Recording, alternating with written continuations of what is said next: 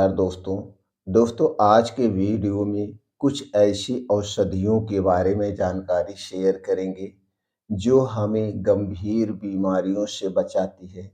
असमय जो हमारे शरीर में बुढ़ापा आता है उससे बचाती है और दोस्तों हमारे शरीर से बीमारियों को दूर करने में मदद करती है। ये औषधियाँ आयुर्वेद की सबसे शक्तिशाली औषधियाँ हैं। कौन-कौन सी औषधियाँ हैं, कौन-कौन से उसमें गुण पाए जाते हैं, यह कैसे हमारे शरीर पर काम करती है, इससे संबंधित सारी जानकारी आज के वीडियो में शेयर करेंगे। दोस्तों वीडियो को अंत तक ध्यान से सुनिएगा। सुनने के बाद अगर आपके मन में कुछ और प्रश्न है तो कमेंट सेक्शन के माध्यम से पूछ सकते हैं। तो चलिए दोस्तों सबसे पहले हम जानते हैं हमारा शरीर असमय बुढ़ापे का शिकार क्यों हो रहे हैं। बुढ़ापे का शिकार होने का कारण है दोस्तों बहुत सारे कारण हैं। थोड़ा सा कारण पर प्रकाश डालते हैं फिर उन औषधियों के बारे में जानते हैं। क्योंकि जब तक हम आप कारण नहीं समझेंगे बीमारियां दूर नहीं होती है और आज का यही समय है। लोग कारण को नहीं ढूंढते हैं, अच्छे से अच्छे डॉक्टर को ढूंढते हैं और अच्छे से अच्छे डॉक्टर को ढूंढने के बाद महंगी से महंगी दवाएं खा रहे हैं, जिससे भी वो दोस्तों हमेशा बीमारी से ग्रसित है। तो हमें ऐसा कुछ प्रयास करना चाहिए जिससे हम बीमार ही ना पड़े।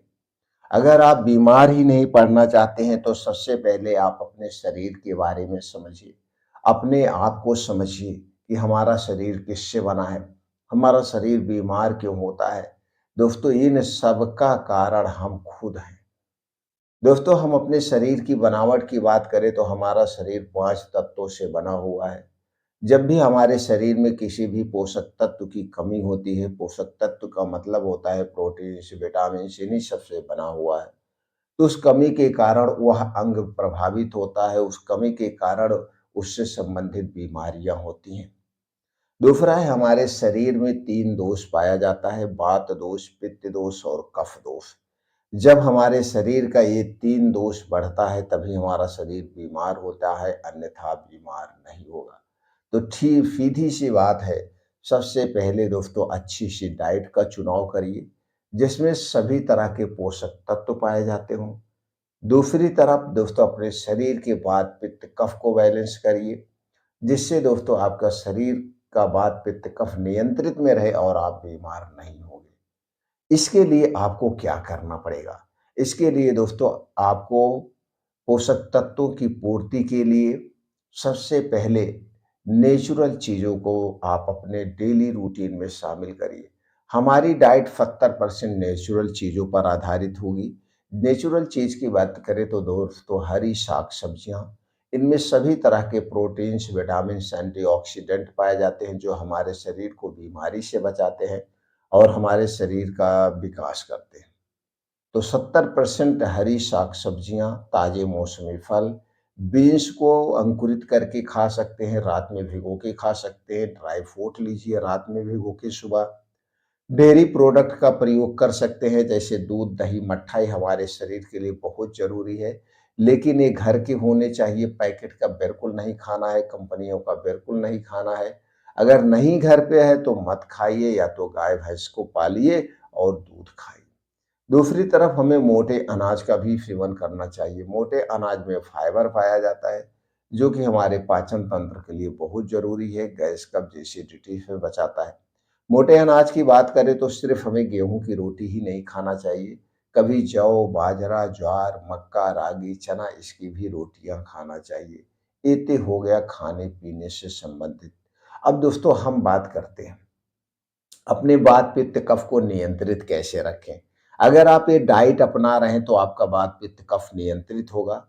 दूसरा होता है दोस्तों जब हम खाने को ही गलत तरीके से खाते हैं, प्रॉपर तरीके से नहीं खाते हैं या गलत चीज़ों का सेवन करते हैं तभी हमारे शरीर का वात पित्त कफ बढ़ता है।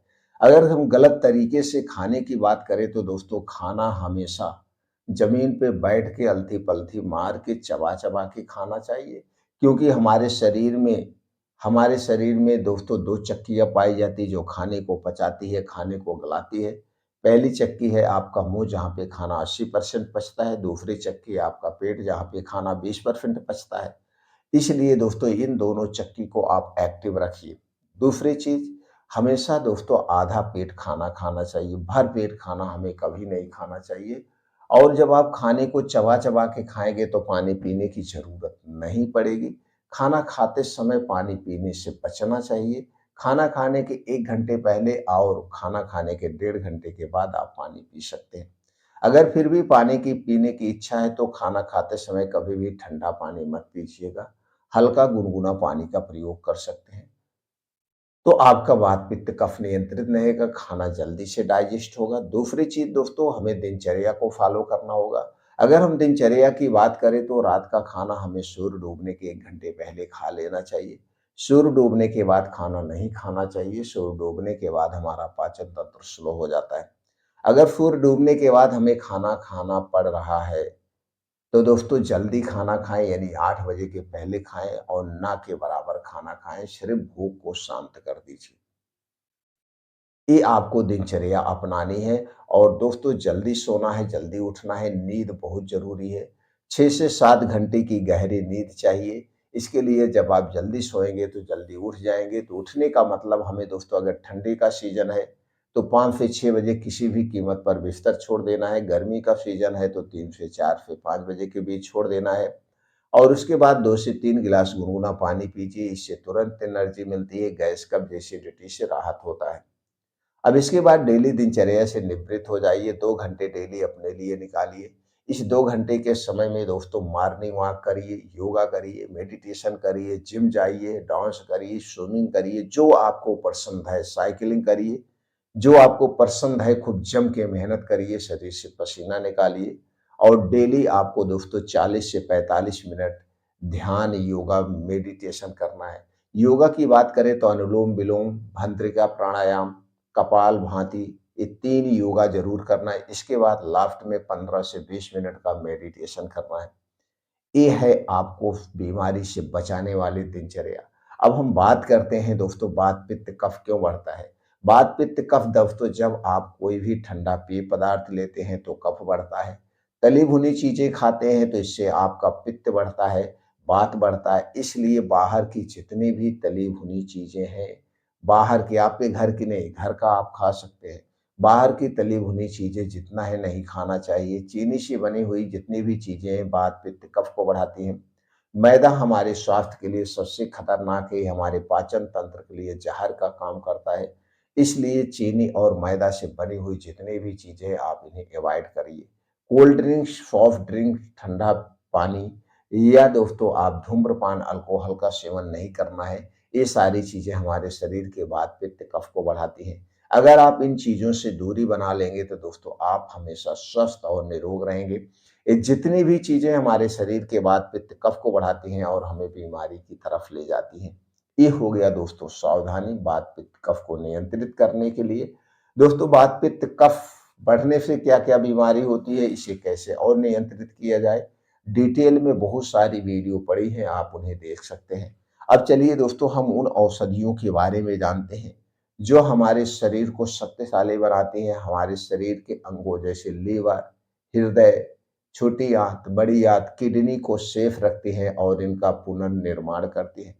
उनमें से पहली औषधि है दोस्तों पुनर्वा। दोस्तों पुनर्वा उस नाम से ही जान लीजिए, पुनर्वा दोस्तों हमारे शरीर का पुनर्निर्माण करता है।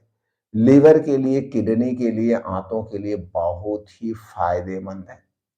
पुनर्वा का शेरा, पुनर्वा का दोस्तों काढ़ा, पुनर्वा का आपको पाउडर, पुनर्वा का कैप्सूल सब कुछ मार्केट में मिल जाता है। अगर आप पुनर्वा का सेवन करना चाहते हैं तो दोस्तों मार्केट में आपको मिल जाएगा। दूसरी चीज़ है दोस्तों वो है ब्राह्मी। ब्राह्मी बहुत ही अच्छी औषधि है। ये हमारे दिमाग को सेव करती है, हमारे दिमाग को तेज बनाती है। पाचन तंत्र के लिए फायदेमंद है, लीवर किडनी के लिए फायदेमंद है। दोस्तों ब्राह्मी बहुत ही उपयोगी है। अगली औषधि है दोस्तों वो है गोखरू। गोखरू जी है दोस्तों, गोछू जिसे कहते हैं किडनी के लिए रामबाण है। प्रोस किडनी से संबंधित कोई भी समस्या है, पथरी है, गॉल ब्लैडर में पथरी है या कहीं पे भी कोई पथरी है उसके लिए बहुत ही फायदेमंद है। ये पेशाब की मात्रा को बढ़ाती है, यूरिन से संबंधित जो भी बीमारियाँ उन्हें दूर करने में मदद करती है।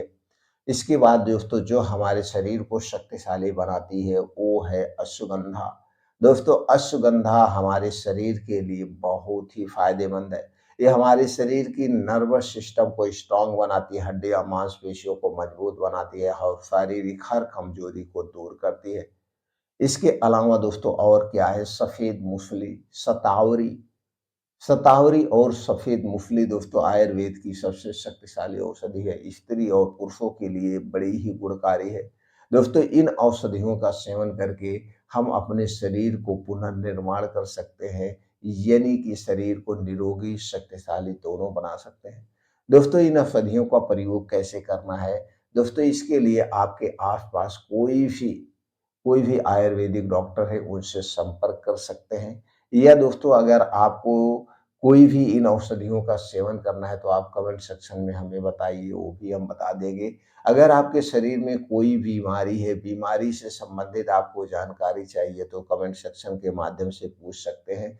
दोस्तों ये सारी औषधियाँ बड़ी ही इफ़ेक्टिव है, जो हमारे शरीर को स्वस्थ और निरोग रखती है। तो चलिए जानते हैं इन औषधियों का सेवन करना चाहिए। जैसे दोस्तों अश्वगंधा, ब्राह्मी, पुनर्वा, गोखरू, सफ़ेद मूँगफली और शतावरी, इन सारी औषधियों को बराबर मात्रा में लेकर के इसे बढ़िया बढ़िया से धूप में सुखवा लीजिए।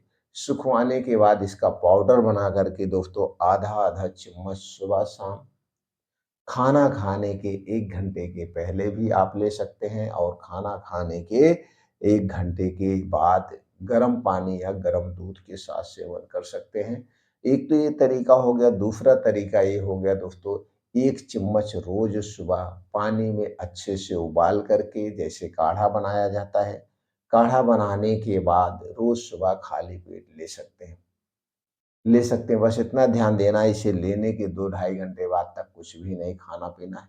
अगर आपके शरीर में कोई बीमारी है, बीमारी से संबंधित दवा ले रहे हैं, तो इसके लिए आपको डॉक्टर से मिलना पड़ेगा, डॉक्टर से समझना पड़ेगा, क्या मैं इस काढ़े को इसके साथ ले सकता हूँ? गर्भावस्था में स्तनपान कराते समय इसका प्रयोग नहीं करना है। डायरिया, डिसेंटरी होने पर इसका प्रयोग नहीं करना है। दोस्तों ये बहुत ही सेफ औषधि है। कितना दिन तक करना है? लगातार 21 दिन तक लेंगे तो दोस्तों वो सारे फ़ायदे मिलेंगे। अगर आप इसे लंबे समय तक लेना चाहते हैं तो किसी भी आयुर्वेदिक डॉक्टर से संपर्क करके इन औषधियों का सेवन कर सकते हैं। कोई भी दवा खाने से पहले डॉक्टर से अवश्य संपर्क करना चाहिए। दोस्तों फिर मिलते हैं अगले वीडियो में ऐसी ही बहुत महत्वपूर्ण जानकारी के साथ।